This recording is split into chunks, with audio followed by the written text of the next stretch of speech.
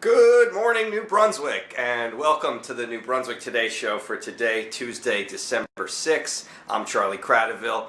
As the old saying goes, when it rains, it pours. News of yet another scandal at the New Brunswick water utility broke over this weekend, with 2 employees criminally charged in a bribery scheme to lower a mystery customer's water bill.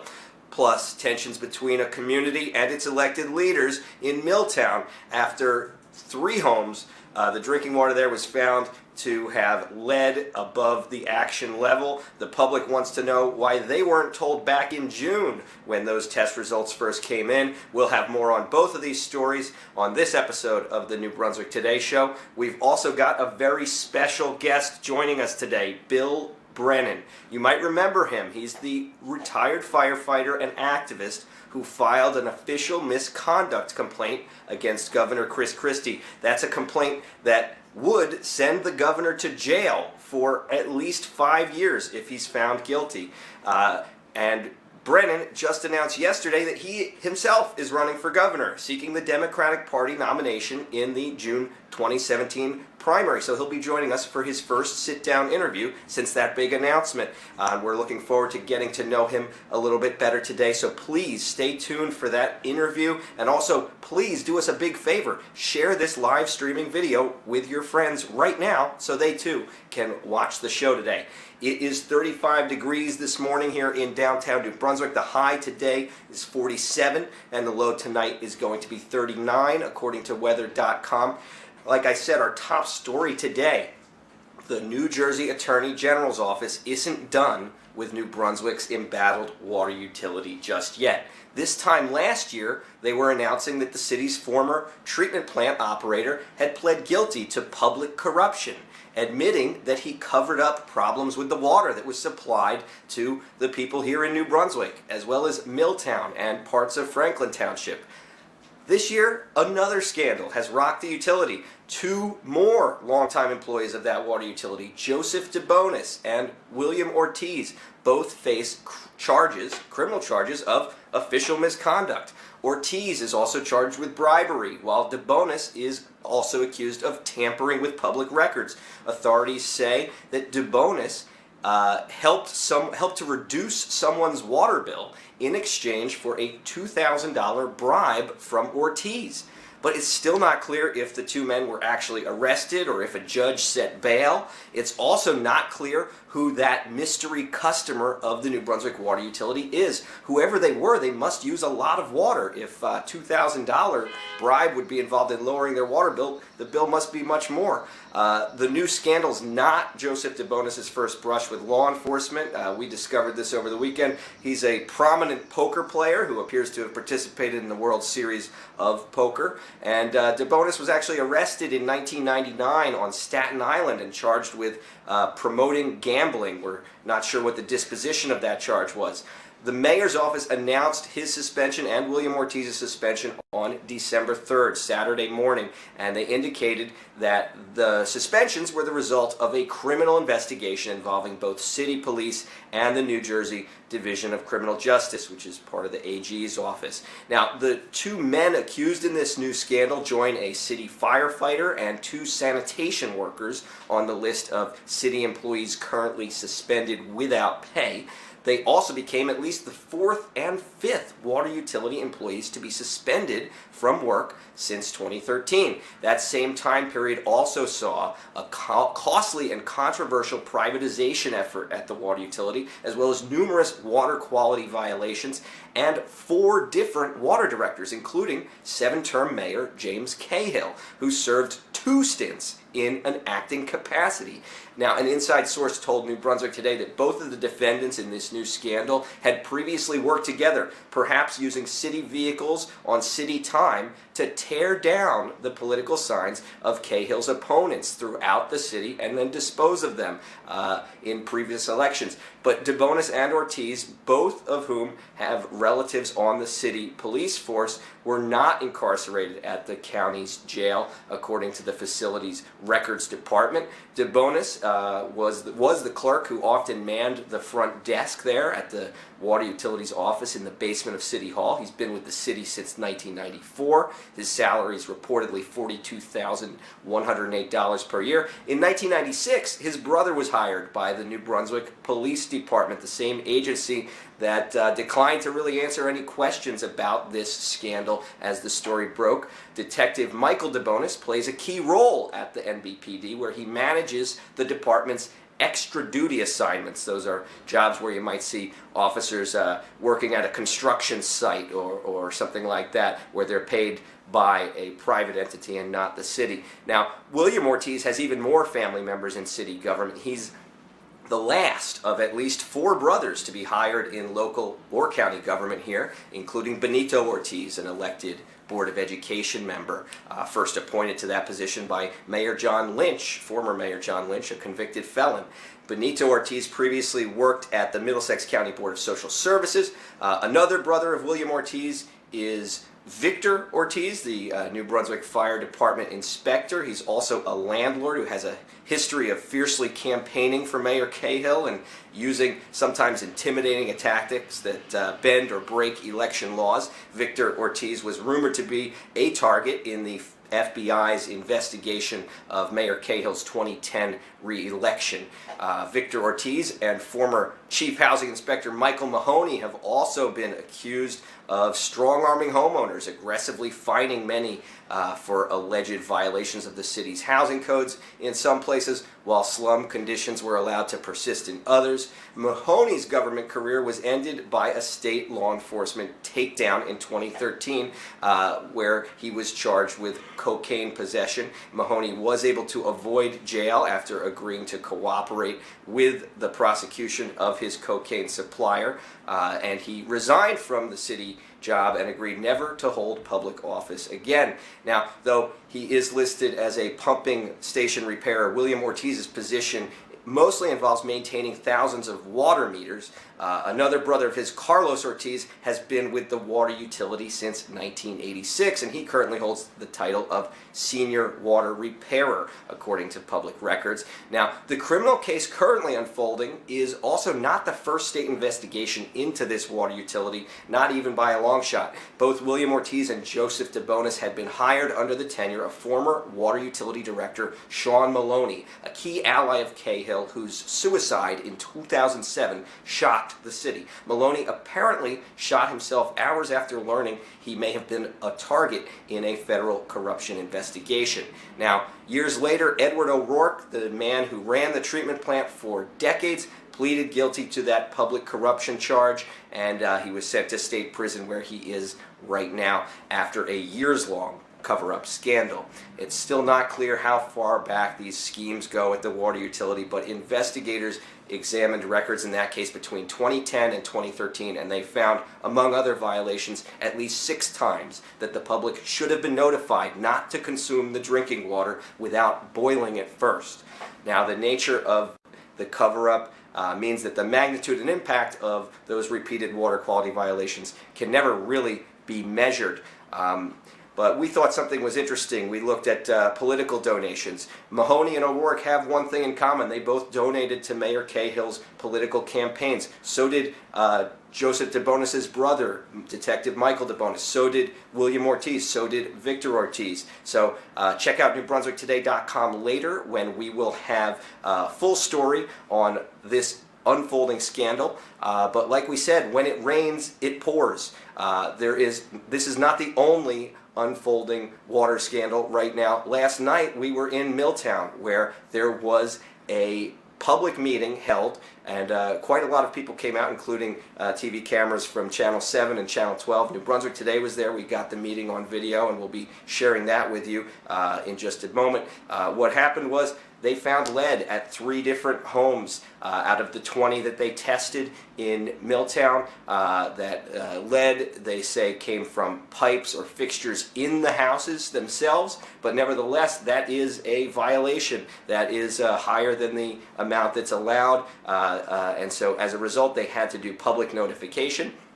Members of the public were very upset that that public notification didn't come until November the 30th, towards very recently, when these test results first came in back in June. And so last night, another cause for concern was the fact that the State Department of Environmental Protection was not there. Like they have been at past meetings. They've come to New Brunswick City Council. This was a special meeting of the Milltown Borough Council, but the DEP did not show up. And when members of the public, including myself, asked about it, we learned that the DEP actually refused to come and did not want to be there if there was going to be any public participation in the meeting. This is true. This is what the state agency supposedly told the Milltown officials. They said, we don't want to participate in this public meeting about lead in the water if there's going to be public participation. Now, take a look at this clip from last night's meeting where you can hear that and some more details about this unfolding scandal in the tiny town of Milltown. The DEP was invited to the meeting but declined to attend. They actually refused. Yes, on October 7th, they certainly did, and we continued to ask, and even last week, they looked at their schedules, but sometimes they don't send an email, and that's why I like sending emails, because it's confirmation, but they said they were not able to attend this season. When they do, And they generally don't. They want no participation. That's how I got them one time. They said no. They said I would do no participation. So That sounds absolutely unacceptable, and I think that the DEP, especially in light of what Mr. Godber was talking about with the Ford Avenue site, the DEP owes the public, to show their faces here, and I applaud everyone who showed up tonight, including the public, and the DEP should be ashamed of themselves for not sending someone. It's a huge agency. They must have someone. I've had them be able to come to community meetings that I organized in New Brunswick. If they can come to my little meeting, surely they could come to this official government body meeting where we saw the media here and it's being broadcast live through the borough. It's just a slap in the face, quite frankly, and I try to get the feeling other people feel that way, so I won't belabor the point. I do want to ask, though, I didn't quite understand the explanation of why you didn't tell the public sooner, right, or right away. Is it just, I don't understand. It doesn't make sense to me. Councilwoman? We spent numerous phone calls, emails. We met on October 7th regarding the vacant property and getting that sample validated. If the sample was invalidated, we would still have to do the public education portion, but because now they want to validate any sample as far as we're told, and many towns have been trying to get into validation, it's changed the whole process. And we tried even on October 7th to get it validated, so we're working with the other portions of the program that we had to do. And in addition, they have reassured us that don't worry about it as long as you get it done by November 30th. We were trying to get it together, and it just took a little longer than, with dialogue and what we can do, what we can't do. The DEP has to approve everything we do for this program. We can't just send anything out without their approval. And welcome back to the New Brunswick Today show. Stick around for that interview with Bill Brennan. We are proud to be the only independent bilingual community newspaper. Make sure you check out our latest issue. Just came out on December 1st. It's available all over Middlesex County in the big blue boxes. You can get it while you can because we've got another issue coming out soon.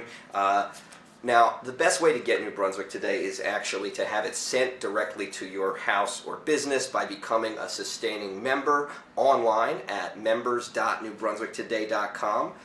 You can subscribe to New Brunswick Today for just $5 per month. This is a limited time offer, so get it while you can, and you get the only independent bilingual community newspaper mailed to you anywhere in the United States, so you can keep up what's going on right here in Middlesex County. So just visit members.newbrunswicktoday.com to become a member today. And now our show today is very special. This is the second show in a row where we have a candidate for governor that's going to be joining us. Bill Brennan, you might know him as the man who kept Christie out of the White House. His recent criminal complaint against the governor, judge found probable cause for that complaint to proceed and for prosecutors to be investigating this claim that the governor did nothing to stop the abuse of power that was going on regarding the closure of lanes to the George Washington Bridge. That's in Fort Lee, New Jersey. And last week we had the pleasure of going to Bergen County Superior Court, where Mr. Brennan actually argued a motion to have a special prosecutor appointed.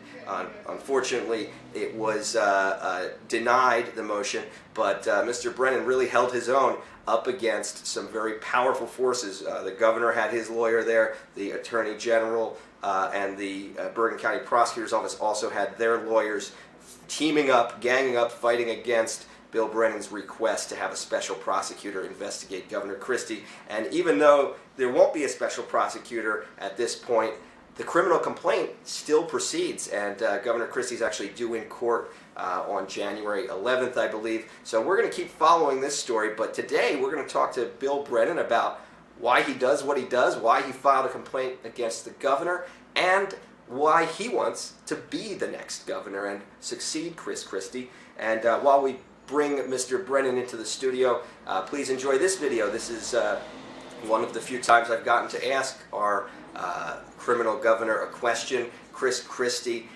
We asked him whether he thought Donald Trump was an honorable man and how much blame Trump deserves for the sorry state of affairs in Atlantic City.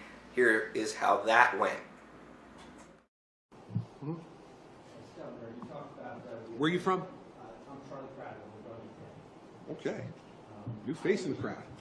You mentioned working with honorable people in Atlantic City, and I want to ask how much blame do you think Donald Trump is for the situation that he's in? Is he an honorable person? He is an honorable person, and I don't believe he's ever been a office holder in Atlantic City. I don't remember Donald being mayor on the council, so he had no ability to make decisions, as far as I could tell, over how they spent their money, how much debt they went into, and whether there were pensions for lifeguards or not. So I don't think he's got a lot to do with it, but you know, it would not be a press conference on something serious without some joker asking me about Donald Trump. Yeah. One more, please. Yeah, we're not. Listen, it's you get one Trump question a press conference when I'm actually out here on substance. And the new guy back there, go beat him up. He's the one who took over. That's absolutely ridiculous. Dustin, can't hear you. Don't know. Can't hear you. Sorry. Loss of hearing. And welcome back. We're now joined by Bill Brennan, activist and candidate for governor. Thanks for joining us. Thanks for having me, Charlie. Appreciate it. So tell the folks that are watching how you ended up here. How'd you end up, filing criminal complaints against governors? How'd you end up running for governor? How'd you end up here? Well, for the better part of 30 years, I've been involved in helping people who are having their rights, or they're having their rights violated by one form of government or another. And I like to equate it to putting out fires. And in New Jersey, it is a target-rich environment. If you're somebody who doesn't appreciate the waste, fraud, and abuse, overreach, and retaliation of the government, and you want to make some work out of it, you can go and find anybody at any time who needs your help. So I've been doing that, and I've had some success, and I've hit a brick wall. But in every case, the person who started that fire stays in office. The arsonist always escapes, goes unchecked. So in this case with the bridge, it's my view that the prosecution of Bridget Kelly and Bill Brennan was a show. It was a facade to make it appear that somebody was going to pay for the crimes. Mm-hmm. And I think that Paul Fishman put those defendants in a position where they had to pretend that they thought it was a legitimate traffic study. And evidence of that is there's 3 people who were not indicted. Walter Timpone, who committed witness tampering. David Sampson, who helped retaliate against Patrick Foy for doing his job. Well, he got indicted for something else. Yeah, and he didn't stand any trial, and he pled guilty right away, and he's not going to do any jail time. And that, if it were me, you'd never see me again, Charlie, if I did any of the things that these people.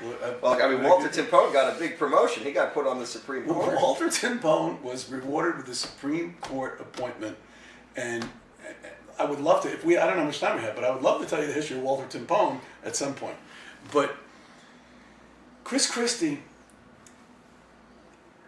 is guilty of official misconduct. And when Paul Fishman said in the opening statements, or his surrogate said, that Chris Christie was aware that the lanes were closed and took no action to reopen them, that's not a federal charge, but that is a clear violation of the official misconduct statute. And for those who don't know what it is, official misconduct is a public official commits official misconduct if with purpose to deprive another of a benefit or to injure another, he knowingly refrains from performing a duty that's clearly inherent in the nature of his office. Now, a duty that's clearly inherent in the nature of the office of governor is the duty to reopen closed access lanes to Fort Lee, from Fort Lee, when they've been closed in retaliation for one political move or another. Remember, this is the weight of the government was turned upon an entire community because one person wouldn't bend to the political will of the governor. The Democrat wouldn't endorse the Republican, so everybody was going to suffer. That is a frightening prospect. I mean, that is what totalitarianism is. Well, and here's my thing. If this is the scam they got caught on, how many scams did they get away with? How many times have they been punishing people or exacting revenge in these types of ways? Everything is a transaction with this man. Mm-hmm. Everything. There is nothing about... The government of New Jersey is functioning despite this man, not because of him. I mean, when you look at they took the sacred artifacts from the ground zero site, and there was testimony at the trial that they were packaging steel from the World Trade Center for the governor to give out in Iowa and New Hampshire. He turned that hallowed ground into so much as a political trinket to curry favor. Each time that he took a piece of World Trade Center steel and converted it to his own private use and gave it out in exchange for a benefit, he committed a separate and distinct act of official misconduct. I only wanted my foot in the door so that I could get a special prosecutor. And that's the fact that a special prosecutor wasn't appointed is bizarre to say the least. Because the ruling... When else would you need a special prosecutor? Right. If not when the governor is the defendant. You made a very strong case, I must say, in Bergen County Court. But the decision does two things. It says, number one, that the only person who can raise a conflict of interest is the person who doesn't recognize the conflict of interest exists. The person who denies the conflict of interest is the only one who can come to court and say there's a conflict of interest. And it's not going to... Judge Misdall gave him a temporary reprieve from the appointment of a special prosecutor. The second part of her opinion is, and I don't know if you've had a chance to read it, but I emailed it to you just a few moments ago. I did take a look, yeah. She answered a question that wasn't put before her. And most people aren't going to take the time to read the decision, but I happened to read it. And she said that because the law doesn't allow me to serve as my own prosecutor, I'm not allowed to request a special prosecutor. Now, there's a disconnect there. That she created a straw man. She argued against the straw man, and she ruled against the straw man. But the straw man didn't file a motion. Bill Brennan filed a motion, and Bill Brennan asked that a special prosecutor be appointed because of necessary disqualification of people who don't have standing to come to court as prosecutors. When you think about it, you don't have standing to prosecute a case where you have a personal interest or you're the defendant. If a murderer decided, if a prosecutor commits murder, he's not going to prosecute himself. Under her logic, a prosecutor who commits murder is the only one who can say there's a conflict of interest in having the prosecutor prosecute his own case. It's just not, it's not reasonable, rational, or acceptable. It's not going to last. Well, let's take a look from above here. So this official misconduct statute is on the books. You see it used quite a lot these days now to prosecute public officials who aren't doing their job or doing inappropriate things. They put a volunteer firefighter in jail for 5 years because he stole $300 from his department's coffee fund and didn't pay it back. They charge him with official misconduct, the jury convicted him of official misconduct, and he is in jail right now serving a 5-year sentence because he stole $300 from his coffee fund. I'm going to say, if $300 theft from your coffee fund can get you in jail for 5 years, then millions of dollars in transportation havoc should get you the same 5 years. Right, and so it's a serious charge, right? You have minimum 5 years. You're talking a second-degree crime in New Jersey, and like we said, it's been used a lot. Just at the top of the show, we were talking about 2 guys that just got hit with that charge.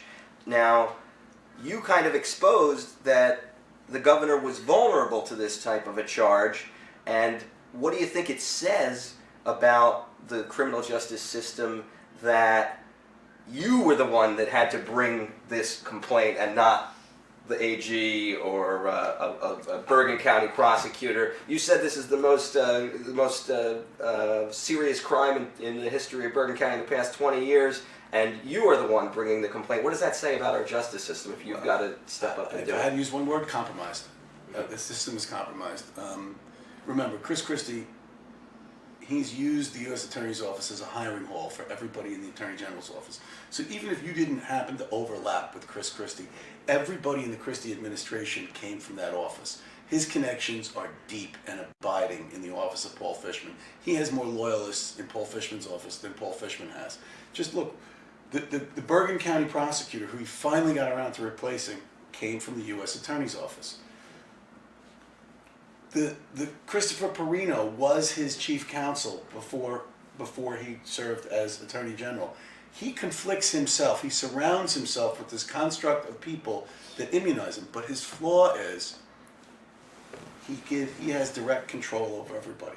He can't say he's not responsible for the David Wildstein conduct because David Wildstein was unstoppable. Because he had Because the, he had the governor's back. power. You know, on the table of organization, Bill Brennan was a superior Supposedly to his David boss, Wildstein. yeah. So was Patrick Foy. And the two of them testified that they had no control over Wildstein, and Wildstein was terrorizing Port Authority employees.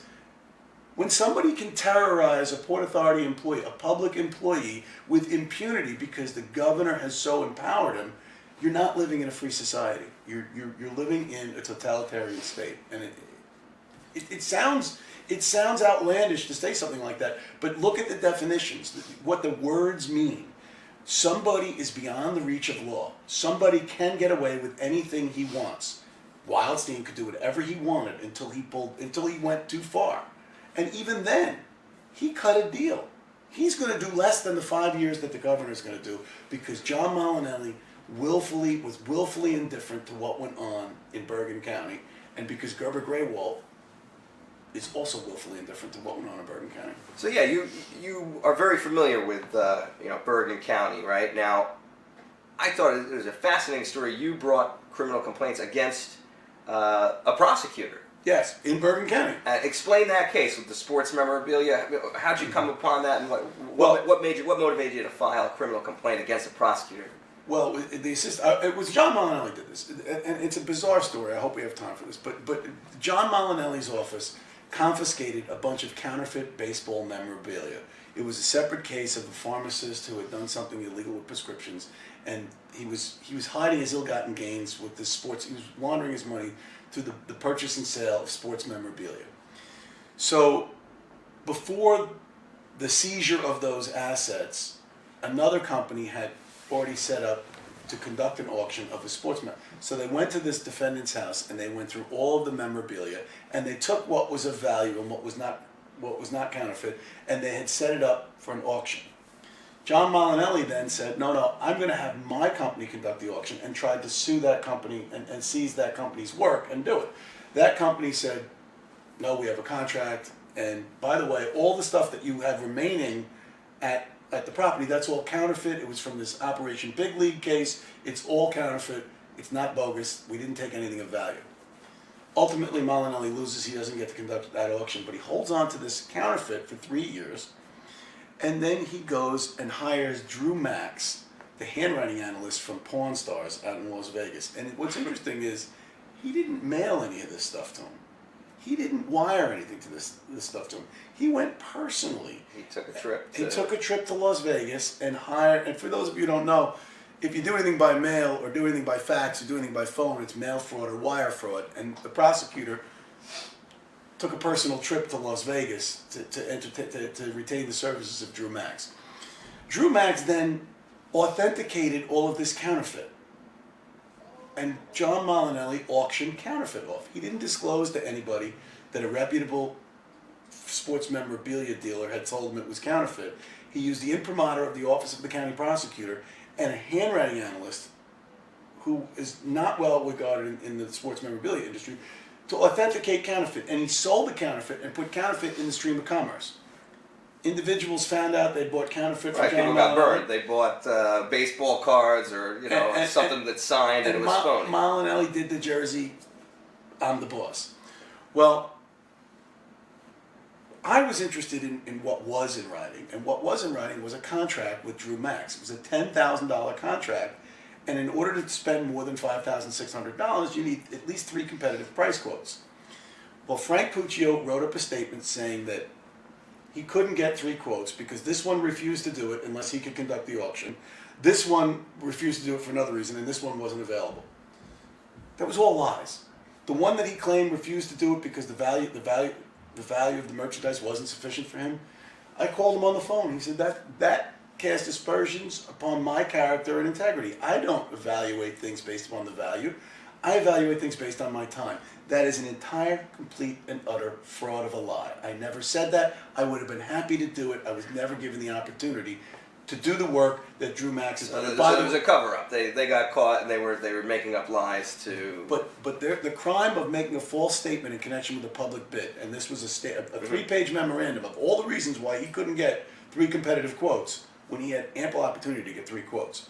So I have his sworn statement, or his statement to the Board of Chosen Freeholders. It says, I couldn't get 3 quotes because this guy said this guy said that, and this guy wasn't available. All of them were true. Everything one of those statements were false. Making false statements in connection with a public bid is a 3rd-degree crime. It's nice. Gift wrap went in.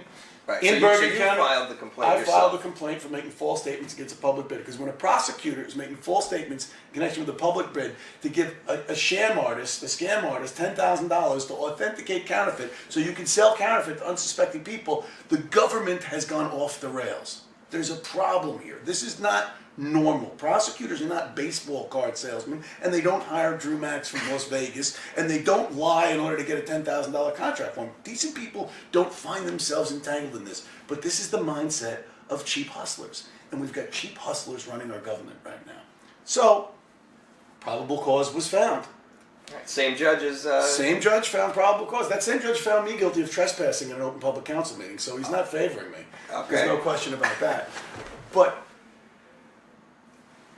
there was a conflict of interest because these prosecutors are all connected. So they sent the case to Passaic County, and they had a Paul DeGroot, they call him Paul DeFixa. They swore him in as a special deputy attorney general for this case, and he didn't interview any of the witnesses. Yeah, I saw Channel 11 followed up on this, and all the key people weren't interviewed. So Nobody. what did his investigation do? He talked to me, told me he was going to look into it. 3 months later, he went to court without telling me and said, I'm going to dismiss the case. Wow. Well, he couldn't get a conviction. But, there was ample evidence there for a conviction, and they never explained their reasons. They just said we didn't think there was enough evidence. Wow. And, again, either they're incompetent or they're in collusion. But I told that man if he dismissed his case under those circumstances, it was going to reflect poorly on his integrity, and he got very insulted. Mr. DeGroot, you have no integrity. You should be insulted because that was a stand-up case. It was a valid case. It was a meritorious case. It was easy to prove. You have no integrity. Okay, so I want you to tell our audience if they think that there's official misconduct going on in their government or something they learn about, or any other charge, any other crime going on. How can they actually follow in your footsteps and file a criminal complaint? Well, I just want to make sure people are very aware. This is not something that you should do lightly. Mm-hmm. Because if you bring a criminal charge against somebody and you don't get a finding of probable cause, you're subject to a civil suit for the tort of malicious prosecution. So you do this at your peril. I mean, if you think that you're just going to harass somebody, this is what their big panic. Oh, it's going to open the floodgates to frivolous litigation. No, the courts have a mechanism in place that if you're going to maliciously prosecute somebody, you're going to pay them a lot of money. And by the way, Chris, if you think I maliciously prosecuted you, you know where I live, file a lawsuit against me. I'll subpoena you, and we can have a nice sit-down discussion as to whether or not my complaint is honorable or your actions are honorable. Anyway, if you're sure that you have the elements of a complaint have been met and you know what statute's been violated, you can go to your municipal court with your evidence. You'll swear under oath. So make sure that your facts are accurate and you know what you're talking about. Swear under oath that the facts are true, and then you'll cite the statute that you're relying on. If it's official misconduct, I would look it up. But there's more to it than what I just said, because if somebody's trying to obtain a benefit and takes an action knowing that it's an unauthorized action of their office, for instance, lowering somebody's water bill, That is an unauthorized exercise of official authority. It is also official misconduct. If you know that happened, don't let the Republicans in government tell you we can't have this. We can't have citizens, pointing out crimes, because the prosecutor's offices are a protection racket for elected officials. And I know that language sounds, it's flamboyant or whatever you want to do. But I'm telling you, the prosecutor's offices in the state of New Jersey are a protection racket for whoever is telling them what to do. They're not anything but a political animal, and there is no justice. This is the last line of defense we have, and now they're looking to take this away. Right. So don't do it don't make it harder for people who actually know the system and are using it appropriately by going in there because you think you're going to have a good time. You'll get yourself sued. You'll find yourself on the losing end of a malicious prosecution suit, and you'll give them an opportunity or a reason to try and change the statute and take our standing to hold our government accountable away from us. So please, if you're listening to this and you're contemplating it, do it thoroughly, carefully, and meticulously. You're not doing anybody a favor if you think you're going to have a fun time with it. And so you actually went to law school, so you know your way around the law. You crossed your T's. I don't think that's a predicate to doing this, though. If you can read, and the statute is clear on its face, it's been violated. Look, you just don't do it maliciously. Right. You can hold. Look, what we need is more people like me, not less. We need more people saying, that's wrong. I agree. And when you say that's wrong, and the piece of people that you hire, that you've empowered, that you're paying, their salaries are derived from the taxpayers, and they work for us, and they act like we work for them. And so if you see something's wrong and you're not getting anywhere, and you've gone to your local police department, you've gone to your county prosecutor, you've gone to the attorney general, and you've gone to the FBI, and nobody's doing anything, and you know you have the evidence, march on down, municipal court administrator, with a copy of the statute, sign an affidavit, certification under oath, present your evidence, and go swear in court that it's true. And probable cause will be found. The problem is, if you're prosecuting the governor, if you're prosecuting a high-ranking official in the prosecutor's office, if you're prosecuting anybody where they're conflicted, they have what's called prosecutorial discretion, and they can just immunize the person from which means there's a class of people in this state that are never subject to the criminal charge under the state law. And there's a class of people like me who are strictly scrutinized for compliance with state law statutes. If there's any dichotomy, between what goes on, the things that I've been charged with and accused of are so bizarrely punitive, and they're allowed to do that, yet open and notorious crimes where tens of thousands of people are impacted over the course of 4 days in a row, and they couldn't even look in the direction of the perpetrators. Richard Durando up at that bridge was put in a position. I've got to take orders from David Wildstein, and I can't do anything to stop it because Chris Christie gave him power that he wasn't entitled to wield. And that brings me to this point. I've been putting these fires out for the better part of 30 years, and it's time to get rid of the arsonists. Right. And the highest ranking arsonist in these fire-setting stage of criminal misconduct is the governor. He's turned it into an art form. He's taken, Jersey's notorious corruption and he's ratcheted it up another level. He's a real high-level guy. Indeed. And we got to hand it to you because what you did by getting this probable cause finding is you kept this scandal, this Bridgegate story, at the forefront. And a lot of folks think that you're part of the reason Chris Christie's not about to get some promotion to join the Trump administration. And also, the public is with you. It seems like a poll that just came out said 71% of people polled in New Jersey think Christie should have been charged, think he did do something criminal. Yeah, and the poll also, he's very low in the approval rate. 18% is now the new record low. So, what, Well, I want to address that point, though, because I have my own theory on what happened with the Trump administration. Okay. And I don't think it has anything to do with his beef with Jared Kushner. Because remember, Jared thought that what Wildstein did was pretty badass. Compliment. So this is right up his alley. And remember, Jared Kushner bought Politicker NJ from David Wildstein. So you've got an unholy alliance right there to start with. And then they're saying it's because Christie sort of backed off after that Billy Bush interview with the Right, he wasn't so strong in his support. And I don't think it's that at all. I think that those are ulterior. Those are the smokescreen for Chris Christie. Is if he wants to be anywhere near the White House, he has to pass an FBI background check. And somebody facing a mandatory 5-year minimum term of imprisonment is a threat to national security. They're subject to blackmail. They could be a fugitive from justice. They could be in any number of ways compromised by their pending incarceration. Now, Chris Christie keeps saying this dishonorable complaint, but Judge McGeady went meticulously and carefully through the evidence and found probable cause. So in essence, he's saying Paul Fishman is a liar for saying the two things he said that create the elements. Judge McGeady has no honor because he listened to Paul Fishman and found probable cause, and that I'm just doing this because I'm interested in, I have some prurient interest in my Twitter feed. Right. That was interesting to hear that argument, yeah. This is a really sick look into the psychiatry of a man who wanted to be president of the United States. I mean, he can't for the life of him figure out why anybody would be interested in good government in the state of New Jersey. Right. It baffles him.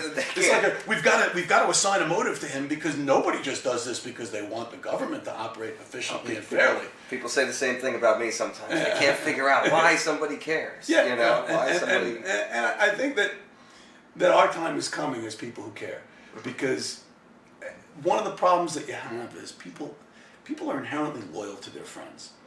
And what happens is a politician is not very good at governing or running things or being fair, but he's very good at remembering your kid's birthday, shaking your hand, buying that fireman a beer, or paying for lunch for somebody, or making sure your phone call is taken and he pretends he's going to, and all of that stuff, it's building a false sense of loyalty to the guy that you thought was nice. And then when you hear that the guy you thought was nice was setting up meetings at the Port Authority that he never intended to keep just to screw with your public elected officials, just to waste somebody's time, you think, oh wow, but I kind of like him, and you feel bad that your friend is on the defensive for what he did, and we have to stop deciding that we like somebody because he's nice, and therefore we're going to ignore things that he does that are not nice, because your actions are more important than the superficial, glad-handing, unrelated day-to-day operation that helps them get elected, but they get elected only for the point of getting elected. They're very good at running campaigns, they're very good at getting elected and getting votes, but that's all they know how to do, and that's not what governance is. Governance isn't vote for me and let me go to the next office and vote for me there and let me go to the next office. It's not jumping from one office to the other and taking one step after another. Governance is getting the job and doing the job, and so far the job has all been turned into the campaign office, the office of right, the lines have been blurred. They're all, and again, and if you had a competent attorney general who wasn't part of that re-election campaign, I mean, the attorney general is part of getting the governor moved into the White House, was part of getting the governor re-elected when Bueno was running against him. So if you had somebody who actually said, this is state time, these are state resources, those phones, that computer, that is not your campaign office. You can't do that here. It wouldn't happen. But he was in there using the phones and the computers just like everybody else to get the governor reelected. So, I mean, we've really got to evaluate how we got here as a state. I mean, it says the Garden State on the license plate because not as corrupt as Louisiana doesn't fit. That's about the only reason it's not there. I mean, we've got to do something productive with the government, and we've got to, and I've got ideas. Yeah, well, let's talk about how people are, waking up. Like you said, our time has come. You talk about Bernie Sanders. You said you're a big fan of Bernie Sanders. He got a lot of people to start paying attention to their government. What do you think about him, and why is he your guy? Well, Bernie Sanders is one of the first. He's a refreshing breath of fresh air. He's speaking truth to power, and he's speaking for the people that don't have lobbyists. And one of the things that concerns me is that our economy is being impacted by the corrosive effect of money in politics to a degree that most people don't realize. 20 years ago, if a company had $10 million to invest and it was going to get a $10 million return, they'd put $10 million in the market, they'd make $20 million back, people would go to work, they'd create a product, they'd provide a service, they'd innovate something, there would be something to show for that $10 million investment and their $10 million profit. Now, if you want to make a $10 million profit, you can just invest $1 million in politicians and manipulate the tax code. So it's a better investment to go buy off get an army of lobbyists and buy off some Congress people and get the tax code. Now, what that does is you don't have to create a product that people are going to buy. You don't have to create a service that people are going to use. You don't have to innovate something that's going to make business better. All you have to do is shift money from working people. Influence the government. And they take the money from me and you and other people who work and pay tolls and use roads, and they put it in the hands of people who just invested for the sake of investing in politics instead of investing in something to a good or a product to serve. So the manifestation of that is a tax code where corporate profits are at record highs. They've never been higher. Worker productivity has never been more robust. Workers' wages have stagnated throughout all of this boom. So when Bernie talks about the top 1% getting all of the gains in this economy, I look at it a little differently. I look at it when you have $1 billion, more money than most of us can. I can't really. My life would change dramatically and not change at all with $1 billion because I don't know what more I need. But when you have $1 billion and you're trying to get another billion, you're a junkie. You're an addict. You are now addicted to more money. You have more than you could ever use in your lifetime. And it's a game or it's a disease or it's a compulsion of greed that drives you. You're not out to make the world a better place. These people are, they don't, we're just tools for them. We are not here as part of a society for them. They have their own society that they live in, and they're walling themselves off from us in our society. So when you have $1 billion or $2 billion and you're spending your effort to take somebody's Social Security money because you need another 100 million, you're a sick person. And greed is a sickness, and it is a disease. And for some reason, they've manipulated the media and the process and the politicians to think that we should worship wealth. And I don't worship wealth. I mean, if you're a wealthy person and you're doing, altruistic things in the community and you're trying to make the world a better place, I applaud you for that. But if you're a wealthy person and you're trying to aggregate more wealth for yourself, or whatever your motive is, it's just bizarre.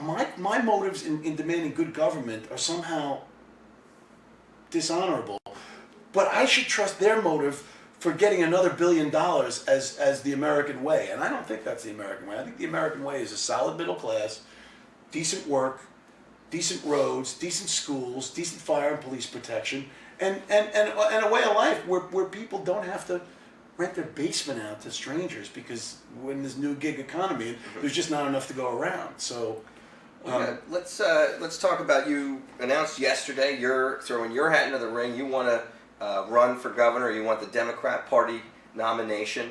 Why are you running, and what do you hope to accomplish if you win? Well, I'm running because there's a vacuum, and it needs to be filled. Everybody's just waiting for their turn at the trough. Nobody's really proposing any solutions. I mean, this man, Phil Murphy, that I'm running against, he's a big financial guru. The biggest problem that we're facing is the deficit, the pension deficit. I mean, it's a serious problem that each of the governors, from Whitman to Corzine to Christie, they've all just kicked the can down the road. They've not done anything. And the bill is coming. And Murphy isn't going to do anything about it. He hasn't said he's got a plan to do anything about it. He's not putting a plan out there. He hasn't sat down with any unions and said, would you go along with this? He hasn't done any of that. Now, I'm not ready to tell you the details of the plan, but I have a comprehensive plan that will actually solve this problem without placing the burden on the taxpayers and the workers. And if I get an opportunity to debate Phil Murphy on that issue, he's not going to get a single vote from anybody who watches us debate, because it is the premier issue of the state of New Jersey right now, what to do about that, the elephant in the room. And he hasn't addressed it. He's been running for 2 years, and he hasn't addressed it. What he did do was get caught up in the Podesta emails from WikiLeaks and get caught setting up a 501c4 for the sole purpose of getting name recognition to run. And he's transacted with every party boss in New Jersey to buy their allegiance. And what has he ever done? He was the ambassador to Germany, and he was part of a financial services firm that helped bankrupt the economy. I don't think that that's a good resume for somebody who's going to run the state. And the Republicans are just, they've been sycophants of Chris Christie for how long? I mean, Democrats have been the same way, but at least now they're pretending they were opposed to him. Right. So you say the pension issue is going to be your biggest issue, or the most important thing. You think it's the biggest issue facing the state? I am going to mop up the floor with Phil Murphy on his inability to think of a way to solve the crisis that would be palatable to everybody. Okay, well, tell us just a little bit of it. What is the way? What would you do? If I go into it now, he'll co-opt it and say it was his idea. So would that be a bad thing? I mean, it would be a bad thing because he has no intention of doing it. Okay. What he wants to do is privatize the pension system and put his friends at Goldman Sachs in charge of managing the money. What he wants to do is create a state bank to do for New Jersey what he did for Main Street America, which was to take all the money and take all the reward and lay off all the risk on the people. And that's what he wants to do. And that style of I need more so you can have less, politics has to end. And there's structural issues with what's going on. I mean, look, this Port Authority, it's been turned into a turf war between us and New York City. And Chris Christie created an environment where nothing at the Port Authority was done based on public policy. The rebuilding of the PATH station in Harrison was because he was going to get an endorsement. The position, I mean, just creating a director of interstate capital projects, slapping a title together and giving David Wildstein that title, that's an alarm bell. That canary in the coal mine has been dead for weeks, and we just keep walking past it, going deeper and deeper into the coal mine. They're building a new Port Authority bus terminal at a time when the bus terminal is functionally obsolete and Penn Station is functionally obsolete. They're 8 blocks away, Charlie. We're going to build one here, and you still can't make a connection? Why are we not building the bus terminal and the new Penn Station in one location? I can't get an answer to this. I go to elected officials and I say, why is that? They will not answer me. So my default response to any time I think, look, there might be a flaw in my reasoning. I might have overlooked something that makes it impossible to do. But since nobody's telling me that, it's because there's multi-billion-dollar contracts in place to do it twice. And we're going to screw up the transportation infrastructure of the New York and New Jersey area for a century because right now a handful of greedy people each have their fingers in the pie. Think about this.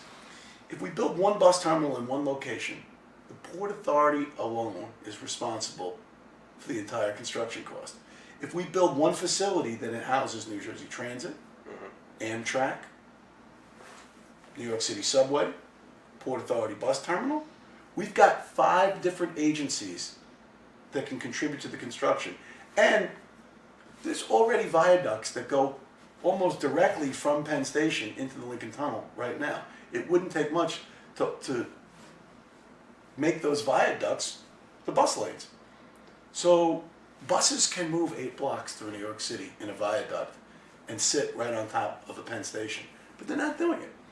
And again, if somebody comes out tomorrow and says, oh, that was stupid because of this reason, it wasn't stupid because they should have told me that 6 months ago or a year ago when I started advocating for this, what I consider to be a common sense solution to a problem. It gets more people to the table, it solves more problems, and somebody coming in from the Long Island Railroad can get on an elevator or an escalator and get on their bus to New Jersey if that's what we're going to do. Or they could take a train to New Jersey, or they could do any number of things that don't involve getting off the Long Island Railroad, or getting off an Amtrak train, getting on the subway for 1 block, or for 8 blocks, then going into another building. I mean, it's just, there's no seamlessness. All of these different facilities were built in different locations because they used to be competitors. They weren't publicly funded. The Interborough Rapid Transit and the Brooklyn Manhattan trains were competing subway lines. So they would be next to each other and you couldn't connect. Well, anytime they cross now, there should be a platform and a place to connect. And anytime you're building something new, there should be something to make this, I don't know. I just don't think that politicians think about the logistics of what they're doing. They just, oh, we need a new Penn Station. Oh, we need a bus terminal. Where are we going to get the money? Who's going to get the kickback? And that's the way the government is run. And it's not run by people with vision for economy, efficiency, or other good reasons.